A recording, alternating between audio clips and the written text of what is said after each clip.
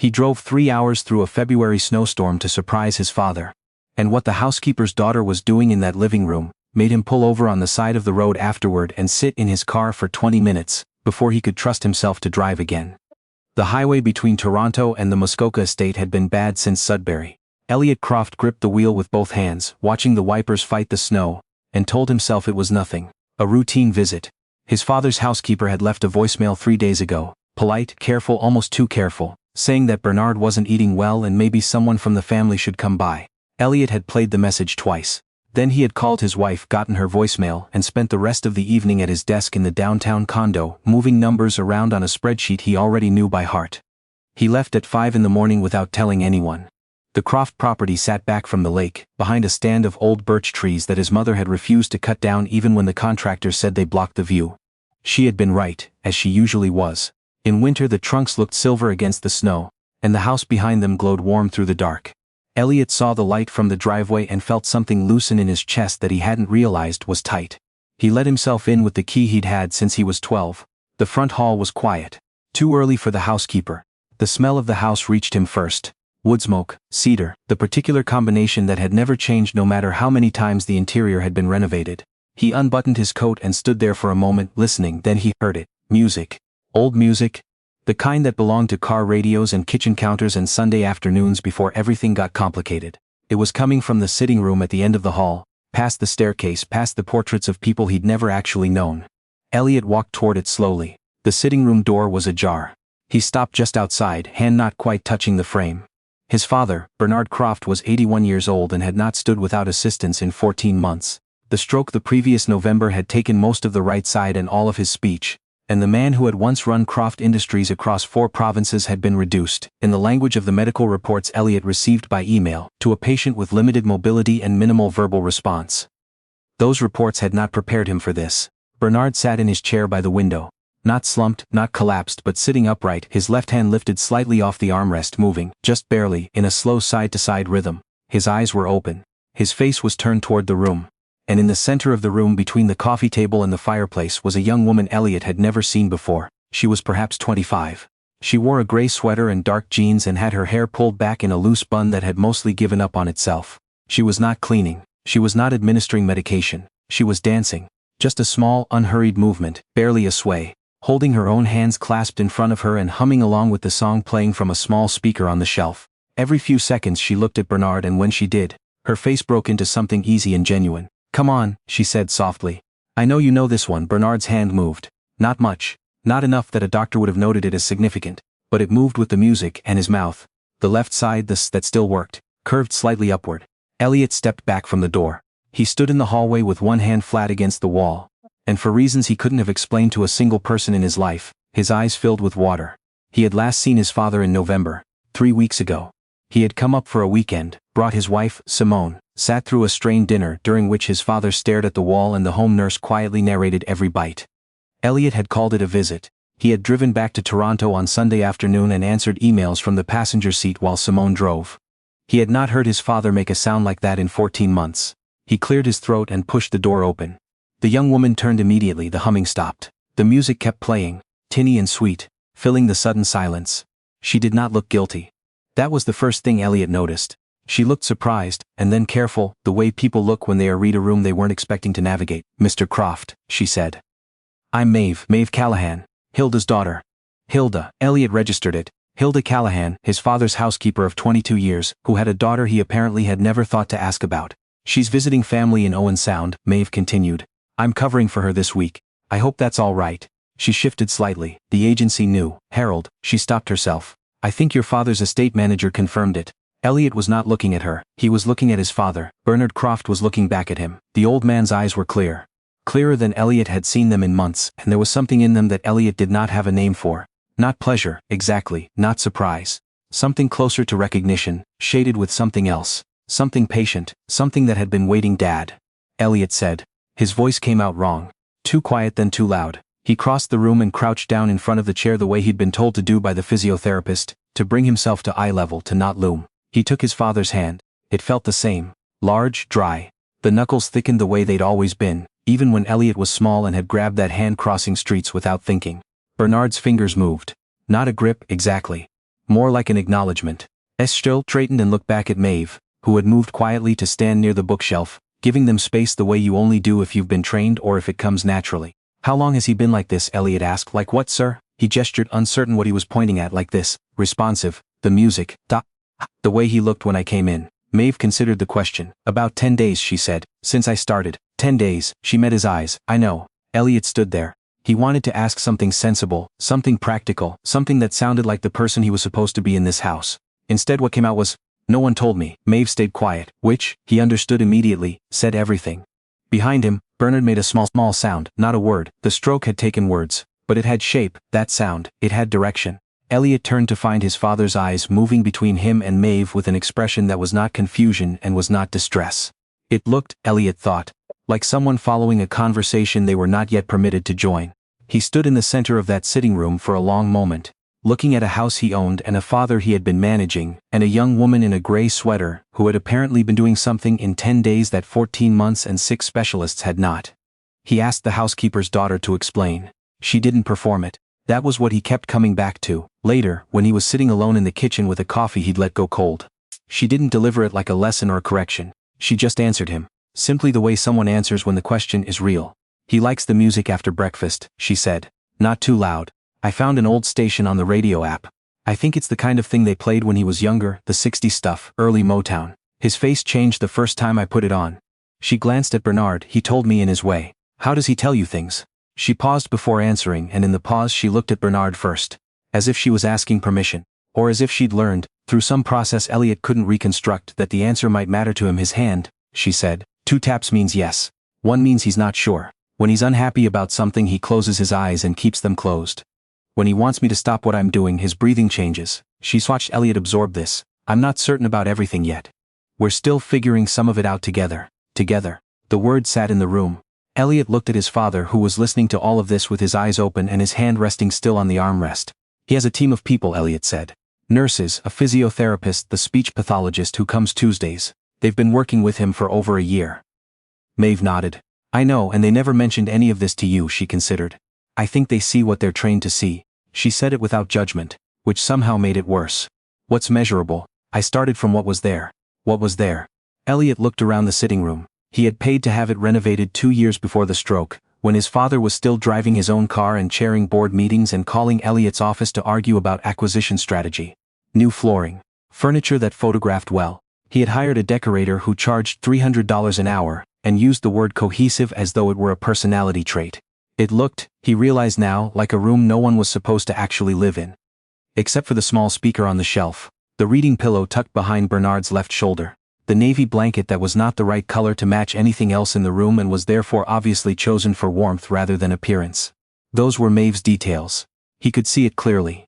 The morning nurse arrived at 9 and did not recognize Elliot for a second too long when she came through the door. She recovered professionally. She took Bernard's vitals, checked his medications, and gave Elliot a tight, practiced smile. Everything is tracking as expected. Elliot watched her work. She spoke to him the whole time, not to Bernard. She moved quickly, efficiently, glancing at her watch. She had another client across town at 10:30. When she left, the room felt different, louder, without the noise. Maeve came back in with a cup of tea and set it near Bernard's left hand. Honey, she said, not a question. Bernard's hand moved. 2 taps.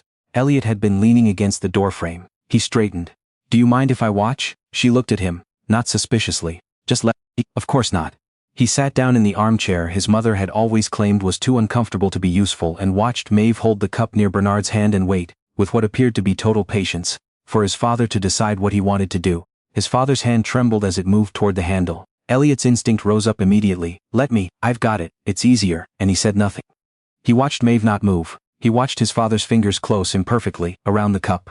A small amount of tea tilted toward the edge. Maeve placed a folded cloth on Bernard's knee without comment and kept her hand just beneath the cup, not directing, just there. Bernard lifted the cup an inch, maybe 2. He got it to his mouth. He took a sip. Elliot looked away at the window because he did not want Maeve to see his face. Outside, the birch trees stood in the snow. His mother had planted 4 of them the summer Elliot was born. She had called them the calendar trees because you always knew what season it was by looking at them. His father had repeated that phrase for years, to anyone who'd stand still long enough. He'd said it with a kind of pride that had nothing to do with the trees themselves. His mother had been dead for 6 years. He had not thought about the calendar trees in longer than that. Maeve spoke from across the room, quiet. She likes the window, your mother. Mr. Croft looks at it every morning. Elliot turned. He still looks at it, she corrected herself gently. The stumble was small and she moved through it. I think it's the birches. She paused. He pointed at them once, his left hand. He managed to lift 2 fingers. Elliot said nothing. He was looking at his father, who was looking at the window, the tea still faintly warm in his hands. The afternoon brought Simone. She did not text ahead. That was how Elliot knew she'd been called. Not by him. He had not yet turned his phone back on. But by the office, or by the estate's weekend administrator, or by someone along the chain who believed the appropriate person should be informed that Elliot had driven 5 hours round trip through a February storm to sit in a chair and watch an elderly man drink tea. Simone Croft was 43, elegant in a way that required effort but looked effortless, and very rarely wrong about anything she chose to have an opinion about. She came into the sitting room in a camel coat she hadn't bothered to remove, holding her phone down at her side like a gavel, and looked at the scene with an expression that rearranged itself twice in 3 seconds. Elliot. She kissed his cheek. When did you get in? Early. She looked at his father, who looked back at her. You look well, Bernard, she said. The way people say things they're not checking. Maeve came in from the kitchen and stopped when she saw Simone. And you are? Simone said. Maeve Callahan, I'm filling in for Hilda this week. Simone's eyes moved over the room, the speaker, the blanket, the teacup, still in Bernard's hands. She turned to Elliot with a smile that had a question inside it. Isn't that sweet? The 2 words were warm. They were also a door closing. Elliot recognized the mechanism. He had used it himself, in boardrooms, in mediation, in conversations he wanted to end without anyone being able to say he'd ended them. Isn't that sweet was a compliment that contained a conclusion. It meant, this is charming, and therefore small, and therefore finished. He watched Maeve understand it too. She gave a small nod and moved back toward the kitchen. Bernard's left hand moved. Not toward Simone. Toward the place where Maeve had been standing. Simone did not see it. She had sat down on the sofa and opened her phone. I canceled dinner, she said. Obviously, we can order in. I spoke to Patrick, she meant her brother, who sat on the board, and he thinks you should look at the liability review before Monday. Elliot watched his father's hand return to the armrest. He looked at Simone, who was scrolling through her phone with the practiced efficiency of someone who found stillness inefficient. She was not cruel. That was the complicated part. She was not wrong. In any of the ways she usually wasn't wrong. She had opinions about oversight and household management and professional boundaries, and those opinions were grounded in reasonable things. She had looked at this house and this situation and concluded, accurately, that an inexperienced young woman was developing an unusual degree of influence over a vulnerable elderly man. She was correct about everything except what it meant. Elliot did not know how to explain the difference yet. He wasn't sure he could. He asked Maeve to stay for dinner. He said it simply in the kitchen, while Simone was on a call in the study.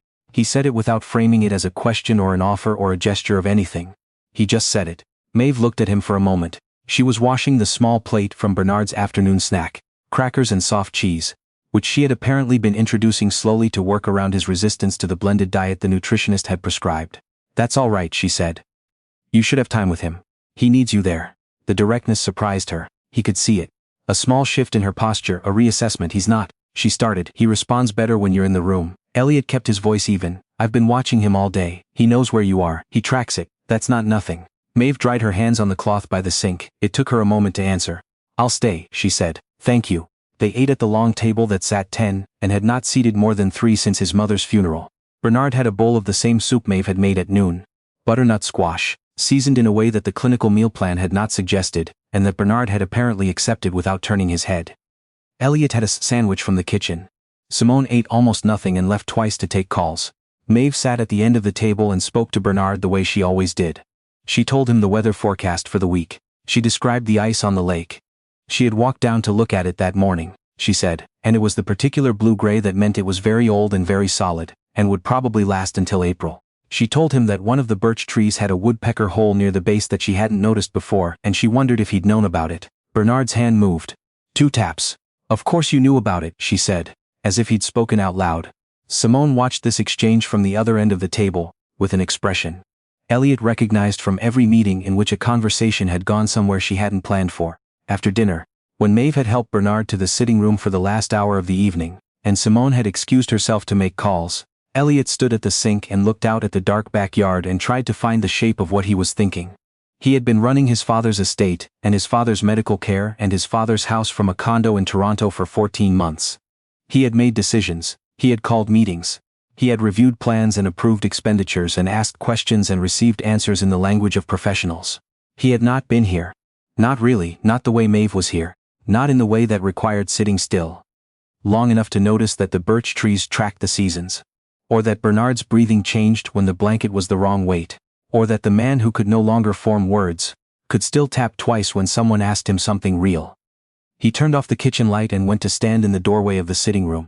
Maeve was sitting on the footstool beside Bernard's chair, reading aloud from a worn paperback that looked like it had been on the shelf for 30 years. She read slowly without performance, occasionally stopping to turn the page with more patience than strictly necessary. Bernard had his eyes closed, his face was still, he was not asleep. Elliot had learned in one day to tell the difference. He sat in the doorway for a long time without speaking. When Simone came back downstairs at 9 o'clock, her coat over her arm and her bag on her shoulder, she stopped in the hallway and looked at him sitting on the floor with his back against the doorframe like a person who had run out of places to be and simply stopped. She looked at Maeve reading, at Bernard still, at her husband on the floor. "Elliot," she said quietly, "this is not good for anyone, you understand that, letting this go on." He looked up at her. She was not wrong about a great many things, he knew that. But he was beginning to understand that being not wrong was not the same as being right. "Dad is listening to music again," he said. "He's holding his own cup." He tapped twice when she asked if he knew about the woodpecker hole. Simone waited. "He used to take me out to this property every October when I was small," Elliot said. "Not for any reason, just to walk around. He'd name things. The trees, the bird calls. He knew every sound this lake made in November." He paused. "I haven't heard him know anything in over a year." Simone's expression shifted. Something softened, but only for a moment. She said carefully, "She's a housekeeper's daughter, Elliot. She has no training." And then she said good night, and the front door opened, and the cold came in briefly before it closed again. Elliot sat on the floor of the hallway and listened to Maeve turn a page. The next morning, he was up before she arrived. He didn't know what made him do it. He made coffee, found the old radio station on his phone using the name she had mentioned, and put it on low in the sitting room before his father was even awake. When the nurse came, Elliot did not leave the room. He stood near the window and listened, and, once, when the nurse spoke over Bernard to another staff member, Elliot said, gently, "Can you ask him directly? He can answer with his hand." The nurse looked at him for a moment, then she turned to Bernard and asked. Bernard tapped twice. When Maeve arrived at 8:30 with a bag of groceries and her coat still half-buttoned, she stopped in the kitchen doorway and looked at Elliot, who was sitting at the table with his coffee.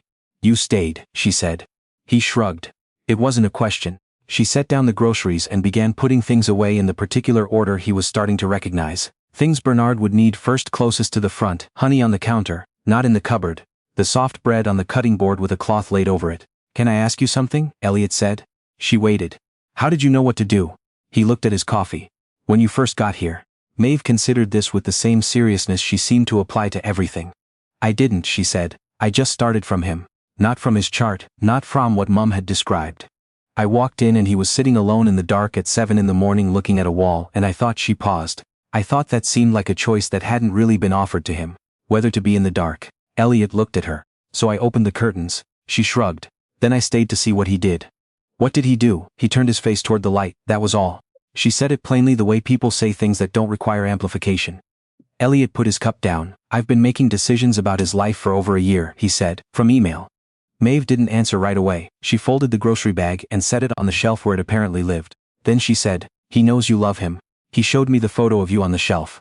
Both of you at the lake." He touched it. Elliot's throat tightened. He didn't know his father had touched that photograph. He had put it there 3 years ago. He had not known if his father had seen it. He found his voice. "How did you know it was me?" She looked at him, almost amused. "You have the same hands." He spent the morning with his father. Not in any organized way. Not with a plan or a program. He just sat there.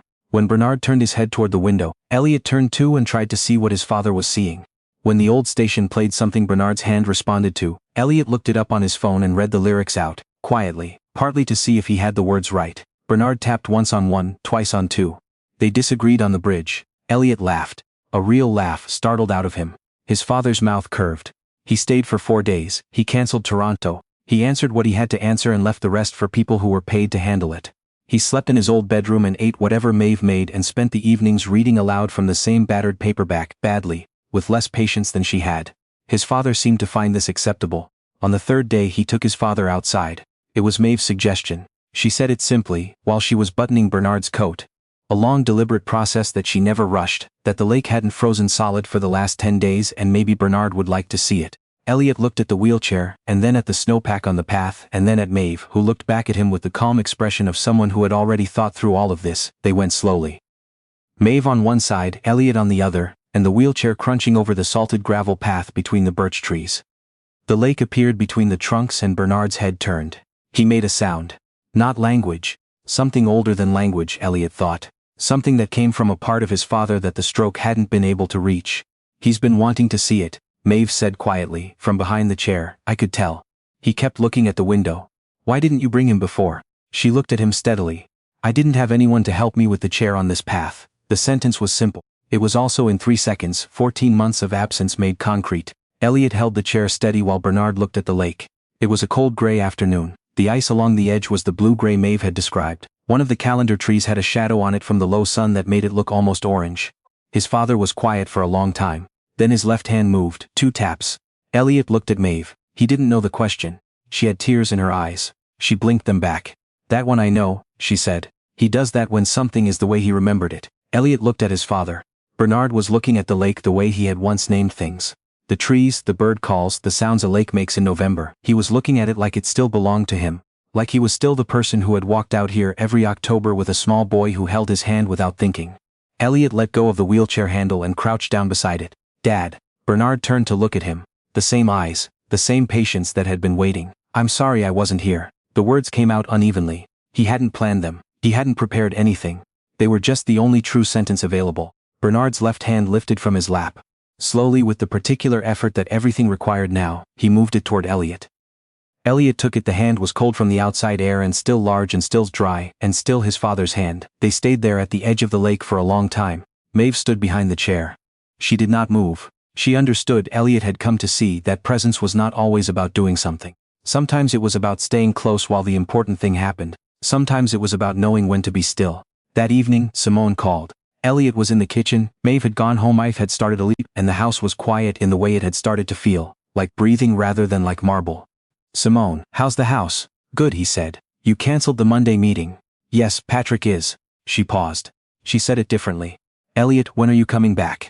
He looked at the window above the sink. Snow again, light this time, the small flakes that didn't accumulate. I'm not sure, he said. I'll let you know. A silence. Are you all right? He thought about it. Which was itself an answer of some kind. He was used to answering that question immediately, reflexively, with yes, because yes ended the conversation and kept everything moving. I haven't been all right for a while, he said. I don't think I noticed. Another silence. This one had a different texture. Is there anything I can do? Her voice was quieter. He looked out at the snow. I think that's something I need to figure out first. She was not wrong about most things, he knew that. But there were things she had never learned to do. Not because she couldn't, but because they had both built a life in which they weren't necessary. Staying still. Waiting, sitting on the floor in a doorway with no particular plan. Opening the curtains and watching to see what someone does when you let the light in. He thought of his father's hand, cold and steady on the arm of the wheelchair. 2 taps, for something that was the way he remembered it. He hadn't known that was a language until someone taught him to listen for it. That night, he went into the sitting room and took the photograph down from the shelf. 2 people at a lake, October light. His father with both hands, still. He himself was 12, maybe 13. Looking away at something off camera with the particular distraction of boys that age. His father was looking at him. Elliot put the photograph back. He sat down in his mother's uncomfortable chair and listened to the house breathe. In the morning, he would be here. He would open the curtains before Maeve arrived. He would have the coffee on, and when his father turned his face toward the light, Elliot would know that it meant yes, still here, still the same. He would wait for 2 taps and understand them. He would learn. Slowly and too late and not late enough, the language of a man who was still present in every way that required someone patient enough to listen. He would not leave before the silence became too heavy. He had spent years leaving before the silence became too heavy. And the silence had grown anyway and filled the house. And his father had sat alone in the dark at 7 in the morning looking at a wall. No more. He turned off the light. Outside, the calendar trees stood in the snow and the lake held its ice. And somewhere in the still house, the man who had named every sound that water made in November was sleeping with the blue-gray memory of it behind his eyes, waiting as he had always been waiting, for his son to come home and stay.